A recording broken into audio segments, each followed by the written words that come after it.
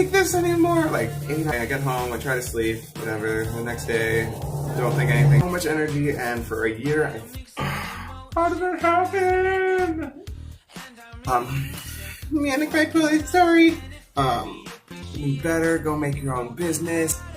Fuck everybody. I didn't say that out loud. I just literally was just like, I want to feel like this forever and push everyone I love away because I'm so gone in the middle of a shit. I really wanted to go. She was really, we had our regular party going clothes on. We weren't like, we didn't like, still reality driving on. Like 2 motorcycle guys like crossed over my car. They were driving next to me and I was just like so happy. I was recording myself on my phone. I'm like singing the song and dancing and like I broke out of it and was like, it all came back, a little bit of reality came back, and I was, so I made it through that. They diagnosed me with anxiety disorder. I think I'll last a bit longer to find another reason to breathe this air.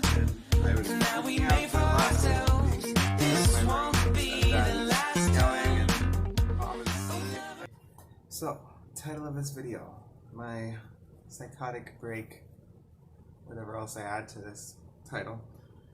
I am a little manic right now. It's coming off of like a 2-week super major depressive episode. So I figured if I was gonna start filming this at some point, today would be the day.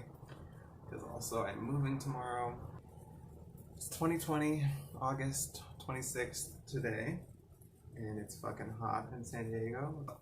Let's go back to before I had a diagnosis. Just go to outside of high school. I was working a full-time job. I was working a part-time job on the weekends and graveyard shifts for some days. I was in school full-time, 3 days a week. That was full-time. September through early November, I was working a seasonal Halloween acting scare actor job, which was fucking awesome. I think back to my psychotic break.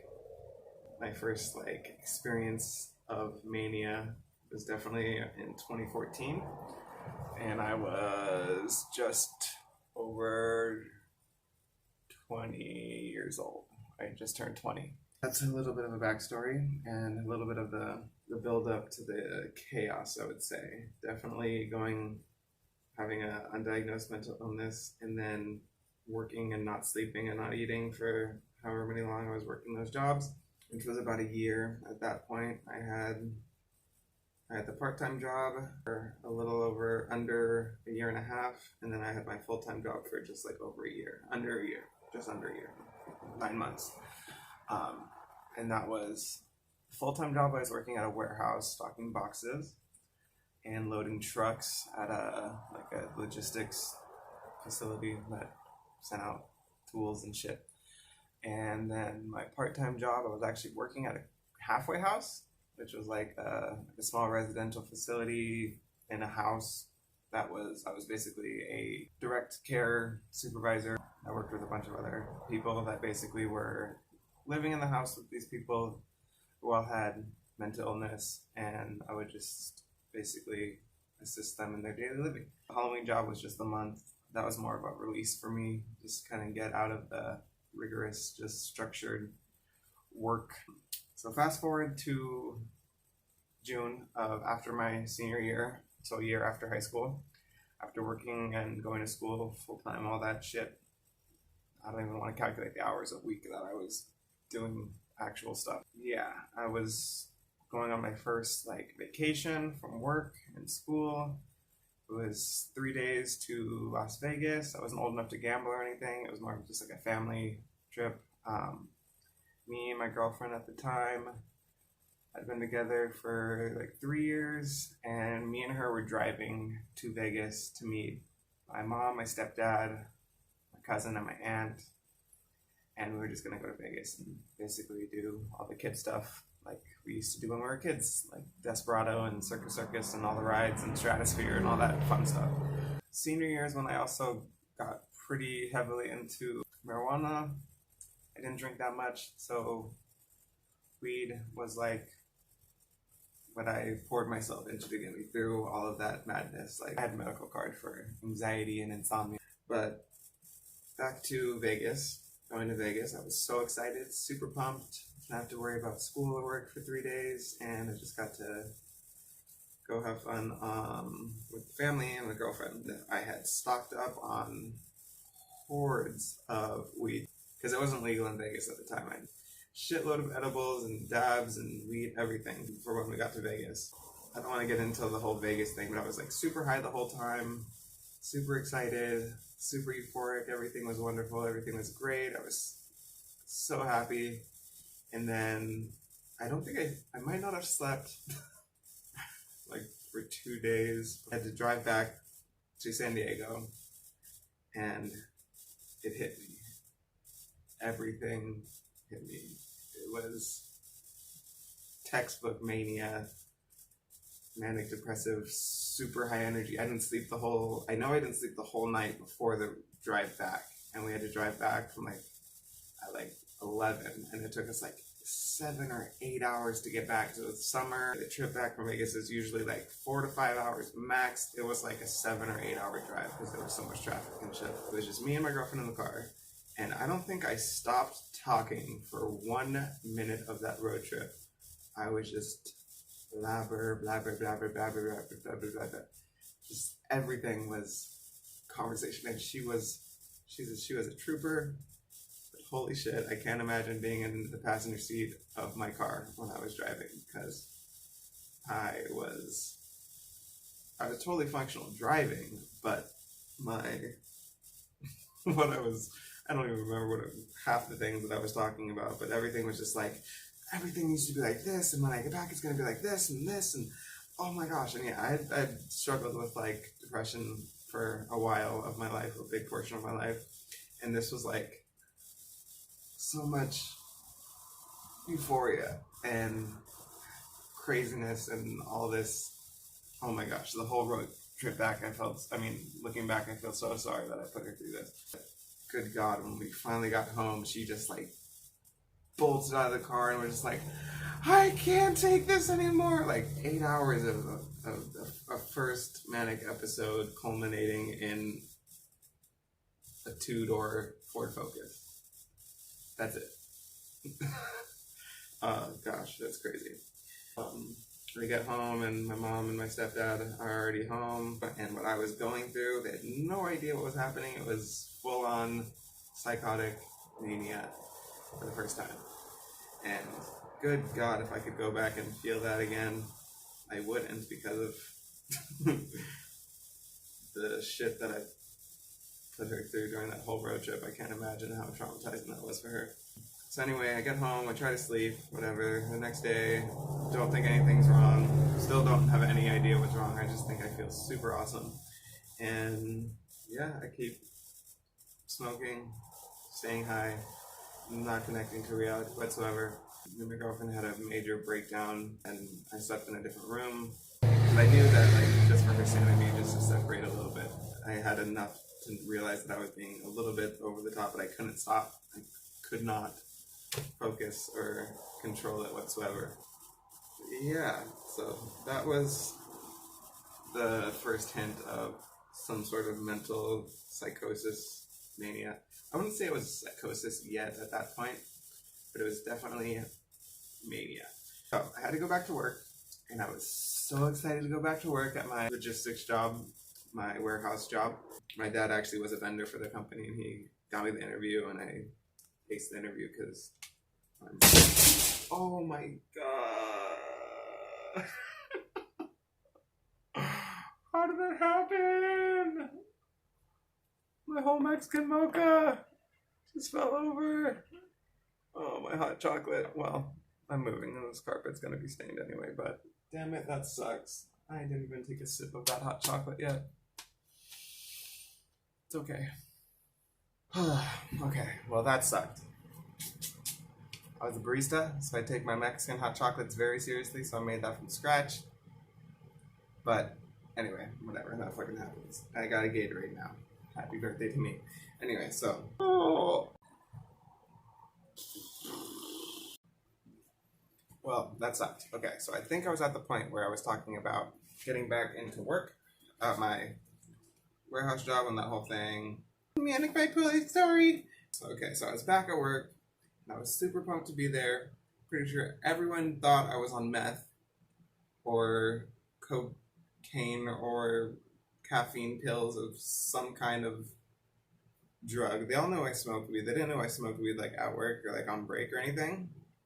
I kept that pretty low key on the job. Only like true coworkers knew about that. The night shift crew. Shout out to the night shift crew. But yeah, so I was super pumped. I was like telling everyone, you don't need to be here. You're wasting your life. Just like quit this job and go find something better. Go make your own business or go some crazy shit that I was just on one. So I was like all up in people's faces and was like, yeah, this that was basically me. 100% positive. Everything was just amazing, and you could do better, and your whole life has just gone to waste if you just stay here and work all the time.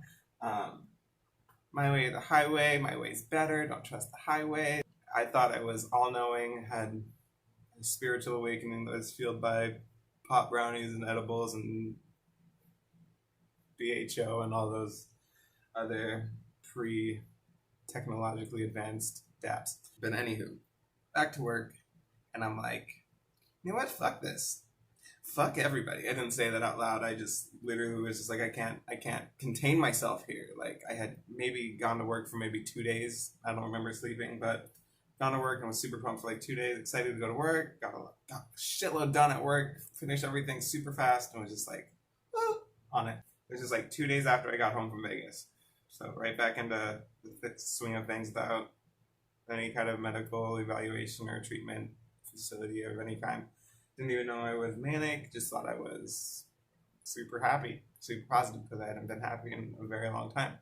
So I felt, wow, this is what happiness feels like. I want to feel like this forever and push everyone I love away because I'm so fucking uncontrollable. Not really, I didn't have that sense of self-awareness at that time. And then my friend from high school, she was graduating. She had a graduation party, and I was like, well, I work the night shift 5 days a week, and I have a night job on the weekends, and I go to school during the day. I'm just gonna leave my shift and never come back.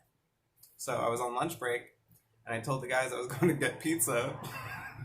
I had 3 other night crew workers, and I told them I was just gonna go get pizza. Went to my car, took another dab, came back into the office, into my manager's office, and wrote a note on a sticky note. It was like, hey, blank manager, insert manager's name here.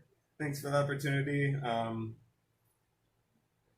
Basically, I'm gone in the middle of a shift. And I was going to go to my friend's graduation party. It's Friday, graduation party. So I really wanted to go. She was really an early childhood friend, and we were friends in high school, whatever, but like all my friends knew her, and we were super close, and I was going to just go and be at her party and be with like normal teenagers my own age for once instead of at work. And was at school. It was a vocational school, so everyone was like retired military or out of military on disability. So everyone that I surrounded myself was way older than me. In my other job, they were older than me because it was a group home. Every job, everyone was like 2 or plus times my age. So I was just super happy to go back and be with friends because I haven't seen my friends in a year. And the whole time I'm still super positive, on top of the world, crazy high, happy, neurotic, fucking insane, manic, crazy.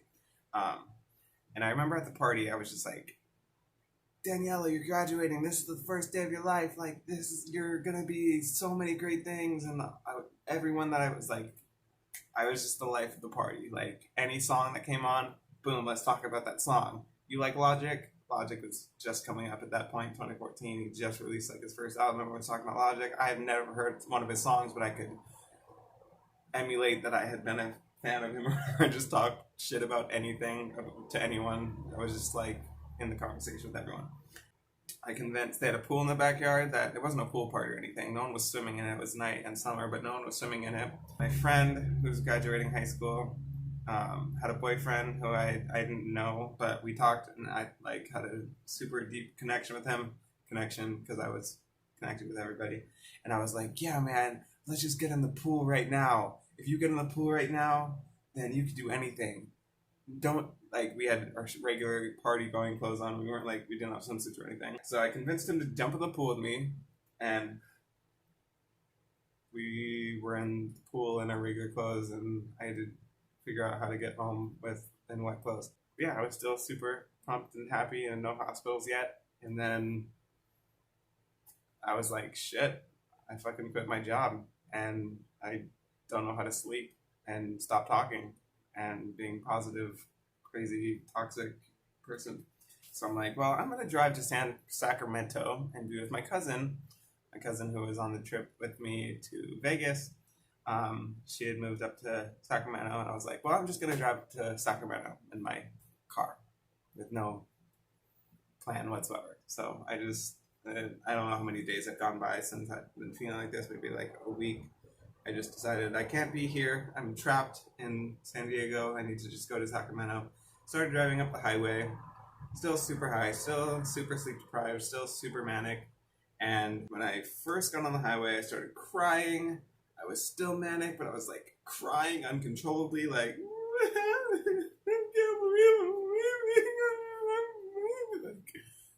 crazy, but I was still super excited. I don't know why I was crying. Maybe it was a song on the radio that came on me to cry. Anyway, I was driving on the highway, and at some point I was so out of it. I was still driving, like still reality driving on the highway. I wasn't like driving recklessly at the time. But I saw these like two motorcycle guys like cross over my car. They were driving next to me, and I looked at them, and I was like, damn, I probably just died right now. Like I'm so far gone, I don't even realize I probably just crashed and I died. And they like went in front of me. They both gave me like thumbs up signs like they both like went like thumbs up as they like drove past on their motorcycles. And I took that as a sign as like, yep, I made it into heaven. I made it into the afterlife. This is it. I somehow crashed my car and I died and I don't remember it. And I'm in either a coma or I'm free. And this is life after death. In my mind, that made complete sense at the time. Yeah, so I was like, oh my gosh, I'm dead. Like, this is awesome. Like, I still have consciousness. I'm still in my car. I'm gonna go chase my dreams now. Anything is possible. So I'm driving west to get to the main highway that goes through all of California. And I'm getting closer and closer to like LA area in the middle. I was like probably like an hour into the drive. And I was just like so happy. I was recording myself on my phone. I'm listening to this one album I was obsessed with, Stick Figure. I forget the name of the album. Stick Figure, Burial Ground, the first album. That had been like my anthem for the whole Vegas trip, and before that, I just was obsessed with that CD. Yes, I had a CD of them at the time because I got it at a concert. But yeah, it was weird. It was super weird. I was crying, I was happy, I was dancing, I was recording myself and posting it to Facebook and being like, yeah, I'm like driving and being like, yeah, I'm like singing the songs and dancing and I'm like driving safely, thankfully. Like I was posting on Facebook while I was driving and one of my friends commented, was like, Malcolm, like, what are you doing? Like, why are you recording yourself driving and posting this to Facebook? Like, I don't want you to die. And at that point, I realized I'm still alive and things are still real. And I was like I broke out of it and was like, what the fuck am I doing? I haven't slept in however long. I'm on this many edibles and whatever. And I'm driving to nowhere. Like I'm not going to drive 10 hours to Sacramento. And, so I pulled over in a town called Del Mar, if you know where that is. Shout out to San Diego. But that's how far I made it towards getting out, which is like an hour outside of where I'd lived. And I pulled over and I was like, what am I doing? Like, it was weird. Like I just had like, it all came back, a little bit of reality came back, and I was like grounded at some point and I was like, I need to go home and I need to figure out what this is. Still manic, still, at this point I'm like, I wouldn't say I'm in psychosis because I'm still driving and I'm still in reality, but in a different self-inflated sense of reality. And then I got to my girlfriend's house and my dad had seen the Facebook post and the Instagram post of like me going crazy because I broadcasted like pretty much everything because I was super happy and you should live like me if you want to be happy. I'm posting it to pretty much documenting my whole mental breakdown on social media. Thanks technology, thanks 2014. I get to my girlfriend's house and I'm like, basically thought I was born again. Yes, because on the way back, my radio popped up something. This might have been completely hallucinated, but when I was driving back and I was crying, I was just like crying, and then all of a sudden something on my radio came on, and it was the voice of Andy Bernard from Netflix. My phone was in my console. It wasn't on. The Bluetooth wasn't connected to the radio, but I heard Andy Bernard's voice coming through the radio and talking to me. Like it was like, I don't know if it said my name, but it might have been like snippets from the show. Like maybe I accidentally pressed Netflix and like it snipped or clicked to like an episode of The Office where like it just made sense or something. But I know for sure that it was Andy Bernard's voice coming through my speakers on my car and was like, "What are you doing? Like, why are you doing this?" And at that point I was like, God? Like, like that was the voice of God. I made it through that, had the conversation with Andy Bernard, God, and made it to my girlfriend's house. And actually, before I went to my girlfriend's house, I stopped by the dispensary and got another edible and ate that because I thought I was dying of cancer and I needed edibles to cure my cancer a lot. Went to my girlfriend's house. She was still super scared and freaked out and manic and crazy. My girlfriend's mom, she was like talking to me in like a spiritual way that like I actually connected with. My girlfriend was trying to help or whatever. She didn't know what to say, so whatever. Her mom was like super spiritual and wise. She kind of figured that I was having some sort of mental crisis. So I think she recognized that and was able to talk to me in a way that I actually listened, because most people have no idea what was going on, but she, calmed me down. My dad came at some point. He had he was like on the verge of tears because he thought I was like suicidal, like manically suicidal, was going to drive off a cliff. Basically, that's what it looked like from my social media, that I was just like driving crazy and was super high or super sleep deprived or coked out or methed out or something. Yeah, and I was terrified because I thought he was a demon trying to take me to hell. He was trying to take me to the hospital, which I thought was hell.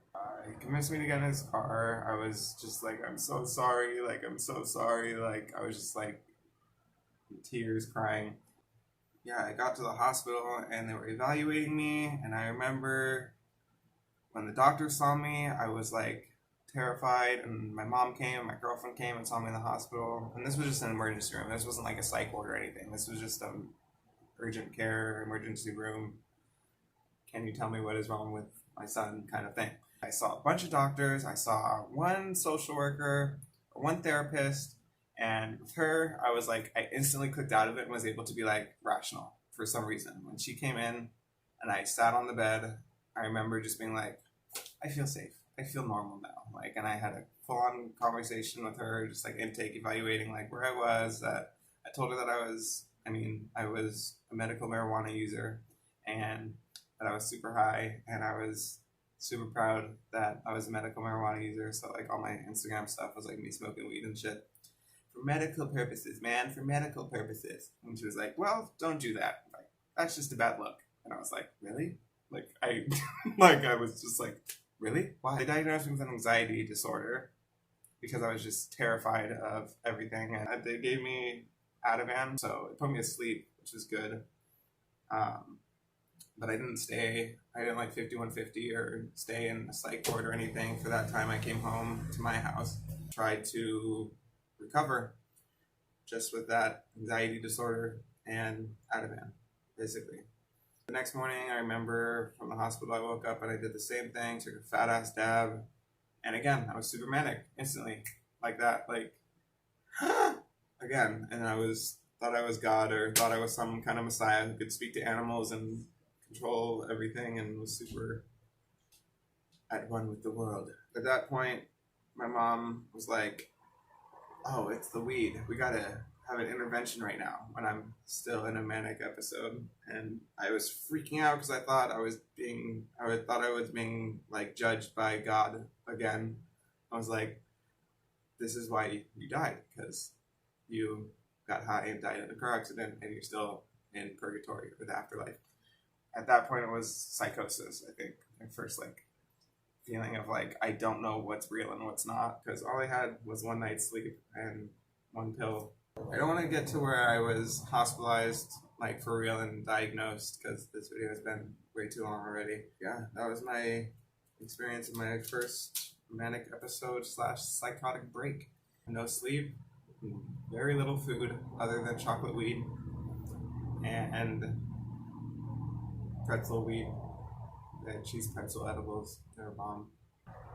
Yeah, it was crazy. I just wanted to talk to everybody and convince everybody that I was like the most positive person in the world. And that was like the main goal, the main like underlying thing that I wanted to do, was just prove everyone that I was happy. That was basically a summary of what I recall my first like crazy stint with manic depressive episode and bipolar 1, psychotic features, PTSD, anxiety, depression, all that shit. And at no time was I ever like suicidal where I wanted to take my own life. Yeah, that's basically the story of what led me to path of recovery, bipolar and PTSD. But yeah, so I'm gonna end it with that.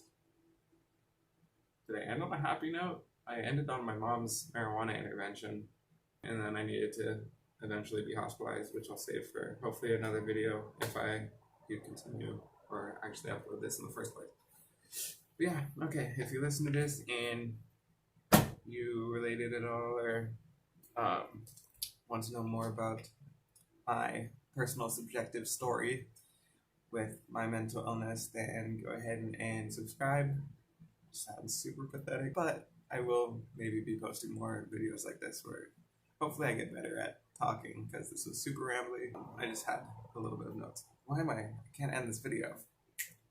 Thank you, the end of that